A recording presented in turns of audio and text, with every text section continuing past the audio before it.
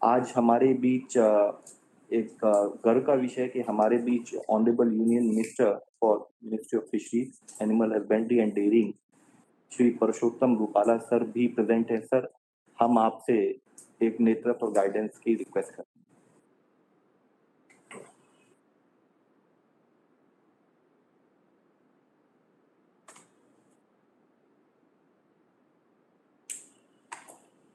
नमस्कार, सभी को मेरा राम राम। आज के इस अवसर पर हमारे सबके मार्गदर्शन के लिए और राष्ट्र में एक बड़े रोग के उन्मूलन के कार्यक्रम को गति देने के लिए उपस्थित हमारे आरोग्य मंत्री आदरणीय मनसुख भाई, मेरे साथी मंत्री डॉक्टर बालियान जी, बहन भारती बहन, हमारे सचिव श्री चतुर्वेदी जी, हेल्थ विभाग के जॉइंट सेक्रेटरी लव अग्रवाल जी और डॉक्टर सुनील कुमार जी, WHO के प्रतिनिधि doctor Roderick H Ofrin ji, हमारे वरिष्ठ अधिकारी, हेल्थ विभाग के वरिष्ठ अधिकारी। ये रेबीज को हम गुजराती में हड़कवा बोलते हैं। वो इतना डेंजरस शब्द है, उसकी जो विभावना है आप सबके संज्ञान में हड़कवा ही बोलते हैं, तभी उसको रेबीज के बदले हड़कवा बोलने से हड़कवा, इसी को बोलने से लोगों में उसका ये रेबीज, मैंने पहले सुना था, अभी ये मैं इम्यूनोलॉजिकल के कार्यक्रम में गया था तो मेरे संज्ञान में नहीं था कि ये हड़कवा, मैं सोचा था कि और कोई चीज होगी रेबीज, इसका टर्मोलॉजी का ये इश्यू है। सो यदि इसको हड़कवा के नाम से बोलेंगे तो पब्लिक में उनका खौफ है, ये हड़कवा से लोग डरते हैं। एक तो ये विषय है, उसको कैसे करना नहीं करना वो आप सबके लिए मैं छोड़ रहा हूँ, क्योंकि पॉपुलर पब्लिक में ये शब्द है। आप रेबीज कंट्रोल कर रहे हैं तो ज्यादातर हमारे गांव वाले लोगों को सोचेंगे कि और कुछ आया होगा और उसको ये कंट्रोल करते होंगे, जिसका हमें पता नहीं। यदि आप बोलेंगे कि हम हड़कवा को कंट्रोल कर रहे हैं तो सारे गांव वालों को पता लगेगा कि ये कुछ अच्छा काम इन लोगों ने शुरू किया। ये उसका कुछ आप ये क्या है कि पॉपुलर भाषा में उसको कैसे करें। मनसुख भाई जैसे जब बहुत ही सटीक रिजल्ट ओरिएंटेड काम करने वाले मंत्री हमारे पास है, तो मैं चाहूंगा कि इसके सामने इस समस्या को लेकर जो मेरे संज्ञान में 2-3 इश्यू है। एक, इसकी जो वैक्सीन है वो महंगी बहुत है।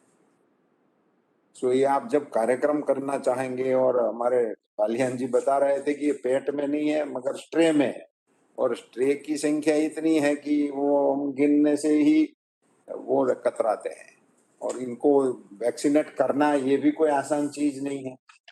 तो ये बड़ा रिस्की काम भी है, और एक प्रकार से तो इसको सस्ता कैसे किया जा सके, उसके क्या कोई उपचार है, उसके बारे में हमें सोचना चाहिए। क्योंकि ये वैक्सीन तो बहुत समय से उपलब्ध है, बहुत बहुत पुरानी है, मगर इसकी कॉस्ट बहुत है। आई थिंक 400 रुपया ऐसा किसी ने मुझे बताया, I am not sure actually, मगर इतनी है तो फिर ये इसका प्रयोग इतने पैमाने में करना, ये मंत्रालयों के लिए बातों करना बड़े आसान होती है, मगर वहां जब क्यू लगती है तो पता लगता है। एक इश्यू। दूसरा, इसका एक इम्पैक्ट मनसुख भाई मेरे जो ध्यान में आया है, मैं आप सबके साथ शेयर करता हूं और सभी अधिकारियों के ध्यान में भी लाना चाहता हूं कि इसको वैक्सीन लोग मानते ही नहीं है। अभी गांव में हमारे सभी के आम जनता के मन में यह है कि ये हड़कवा की दवाई है, ये वैक्सीन नहीं है। वैक्सीन का कंसेप्ट आते ही क्या होता है, वो तो नहीं होने पर भी लिया जा सकता है। तो मैंने आज तक कभी नहीं सुना है कि ये रेबीज का वैक्सीन किसी ने अपनी सेफ्टी के लिए लगाया हो। मैंने भी नहीं सोचा है कभी कि भाई चलो वो लगवा लेते हैं, क्योंकि हमारा तो रात दिन उसी स्ट्रे कुत्तों के बीच में से ही गुजरना होता है, तो हमको तो सबसे पहले ये लगवा लेना चाहिए। मगर ये हमने सोचा ही नहीं है। हमारे को ये लगता है कि जब हो जाता है उसके बाद ये दवाई के रूप में काम। पब्लिक इस रेबीज वैक्सीन को वैक्सीन नहीं मानती।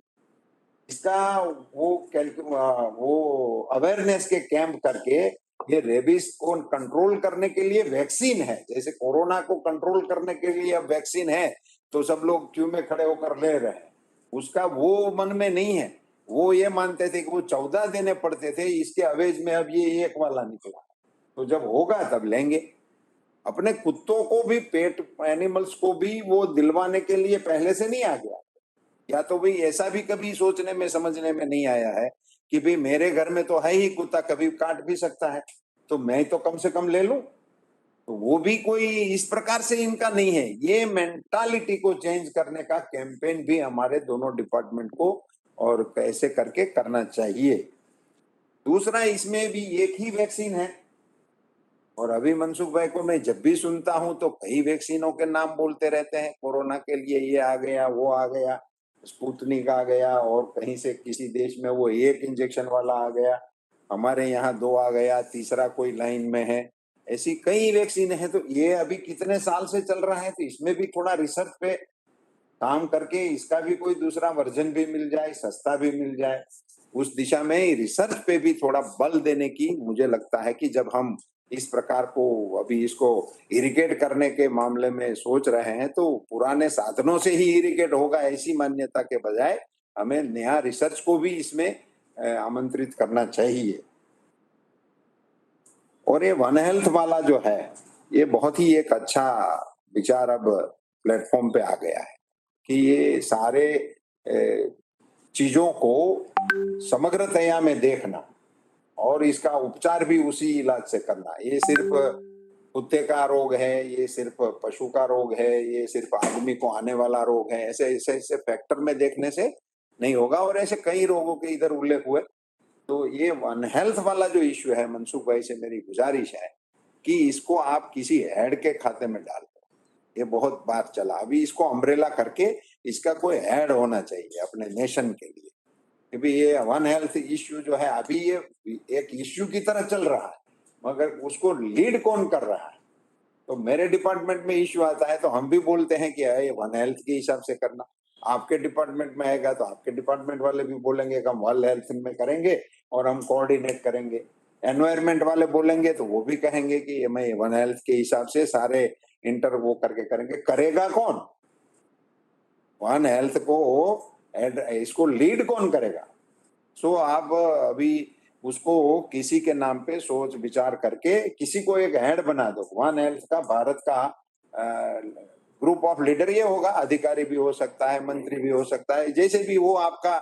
मैं मानता हूं कि इसमें से कुछ भी अच्छा हो ही जाएगा और आगे होगा तो इसमें बदलाव भी हो सकता है, मगर एक हेड हो जाएगा तो वन हेल्थ को कोऑर्डिनेट करने में बहुत बड़ी सुविधा होगी, एक अम्ब्रेला हो जाएगा। तो इतना ही मुझे आज कहना है। ये और ये हड़कवा के तो परिणाम मैंने तो धरती पर देखे। कुत्ता हड़काया, हड़काया कुत्ता बोलते उसको, वो अगर गांव में आ जाता तो गांव में ढोल बजा के सबको बता दिया जाता था कि हड़काया कुत्ता गांव में आ गया, तो सभी अपने बच्चों बच्चों को अंदर कर देते थे और गांव के जवान लोग लठिया लेकर उसको ढूंढने निकलते थे और उसको खत्म करने के बाद ही घर आना। उस प्रकार का कैओस मच जाता था। और ये कुत्ता किसी को काट लेता तो मैंने देखे हैं कि अपनी अच्छी अच्छी जो हॉर्स पालतू होते थे उसको काट लिया और उसको ये रेबिस हो गया तो खुद को ही उसको गोली मारनी पड़ी। ये बहुत ही बड़ी समस्या है और बड़ा डेंजरस रोग है। तो उसको उन्मूलन करना और इसको निकाल देना, ये तो हमारी प्राथमिकता होनी चाहिए। हमारे विभाग की ओर से हम इसमें हमारी पूरी टीम पूरी ताकत के साथ लगेगी। हमारे पास पालियान जी जैसे अनुभवी मंत्री भी है, तो उसको धरती पर उतारने के कार्यक्रम में हम कोई कसर नहीं छोड़ेंगे। और मनसुख भाई के नेतृत्व में इस कार्य को भी, जैसे कोरोना को अंजाम देने में हमारा देश सक्सेसफुल रहा है, इसको भी अंजाम देने में हम सक्सेसफुल रहेंगे। इन्हीं शब्दों के साथ बहुत बहुत धन्यवाद। धन्यवाद माननीय मंत्री सर। सर, हम आपका बहुत आभार व्यक्त करते हैं क्योंकि आपने सर फील्ड की रियलिटी, फील्ड के चैलेंजेस के बारे में भी उसको एक हम सबको बताया सर, और साथ में आपने कुछ एडिशनल टारगेट भी हम लोगों के सामने रखे हैं, फोकस्ड ऑन एजुकेशन और ट्रेनिंग फील्ड पर कैंपेन के रूप में हम कैसे चलें, रिसर्च पर हमारा कैसे फोकस और कॉस्टिंग पर हम कैसे काम करें सर, और मुख्य से जैसे कि आपने बताया कि कैसे हम अम्ब्रेला अप्रोच में जो एक शब्द हमने अपने सामने रखा है वन हेल्थ, उसको कैसे जमीन पर उतारें सर।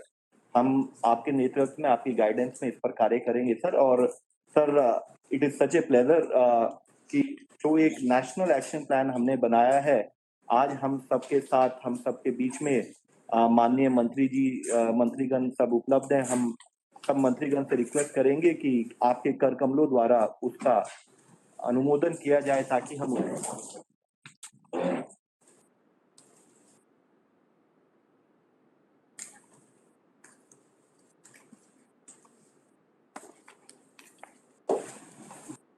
आ जाइए, इधर आ जाइए।